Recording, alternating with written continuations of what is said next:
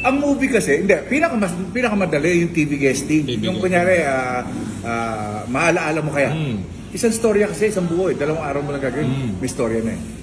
Sa teleserye, ang tawag dati noon, telemovie, 4-5 araw lang. Ngayon lang nauso talaga yung teleserye. Itong 2000 or late 2010, ganyan. Doon, ngayon lang nauso.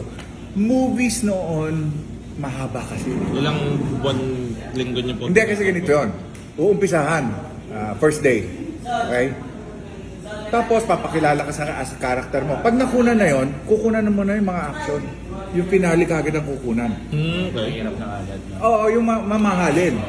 So yung gitnang yon, kung kailan available yung bida, kung kailan available yung main kontrabida, lagi kasi kanang kamay ako eh. So nakakalagari ngayon ako. Sa iba. Oo, nagagawa ko ngayon yung iba. Ngayon, pag sinabi ko na direct, binigay sa'yo Kuya Ramon, 4 na araw. O, 4 na araw. Katulad nun, Mista, 5 araw. Kasi ang kontrata, 10 araw lang. Okay. Sa movie. Half contract, 5 days. Pag nag-exceed, dagdag. Ganun pala. Noon. Ewan ko lang ngayon kasi hindi pa ako masyadong gumagawa ng movie. Ganun pa rin kasi. 10 days din ang hinahanap ko. Kumbaga. So, yun, kunyari, sample lang ha, 1,000 yung araw mo, 5,000 yun, di ba? O pagka nag 6 days, 1,500 na. 5 na. May dagdag na 500. Ngayon, kunin mo ng kontrata na 10,000 para wala ka ng dagdag.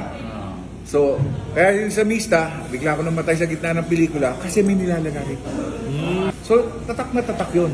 Kumbaga, ang ganda nung So, ganun pala ang kuha ng pag-movie, no? Usually, tapos 20% down payment. Kung sa 10,000, 2,000 may down payment ka. Tapos weekly yun. Weekly, makunan ka, hindi ka makunan, every Friday may sweldo ka. Sobrang dedicated ni Idol. Kasi naalala ko nung, ewan ko natatandaan niyo ba, nag-PM ka sa page ni Dahils. Oo. Diba? Tapos namang mag-guest. Tapos tinanong ka namin kung ako kasi minsan kung magkano yung babayad. Sabi mo, wala tayong pag-uusapan sa bahay. Gusto ko lang dahil nga FPJ yung... Ma-voice out ko lang yung... Kasi tanaw ng pasalamat sa isang hari. Para kunin ka, handpick, na kinuha ng Fernando po, sa dami-dami ng artista, nung panalo ka na. Yung mga pagkahaba-haba ng pila sa audition. Diba? Hindi, noon talaga, pagka tinawag ka ni FPJ, siya mismo tatawag sa'yo. Tatawag yun. Una, nakikita kami, may dubbing dati nun. Dadub mo yung boses mo. Kasi maingay yung nun. So, hindi direct audio yun. So, dubbing, wala. Eto na ngayon. Dadabing ako, aabutin ako na magdamag, pare pinasaran niya. Hinto mo raw yan. Bakit? May phone call. Pinausap ni Kuya Ramon. Baba, dito, may susundo sa'yo. Pinasundo ko na FPJ. Pagpasok ko, umiinom siya. Piano bar pa nun, wala pang karaoke nun. Kakanta ka, piano ang yun ang trip niya. Pagpasok ko, Tisoy, sabi niya, ang itim-itim ko, Tisoy kagad sabi sa akin, natawa kagad ako. Manong ang tawag ko eh. Bakit po? Halika, upo ka dito. Balita ko, ayaw mo rin ko pelikula. Sabi ko, alam niyo ba, ikwento ko sa tatay ko to, kainuman ko kayo, hindi maniniwala eh. Kasi wala pang camera na, wala pang cellphone nun eh. Beeper lang eh. Di, ay mahal ka na. Kinuha ko yung bote, parang tinos ko gano'n. Bayad ka na. Gusto mo, fight sila kayo tayo sa parking lot eh. Siyempre, di ba?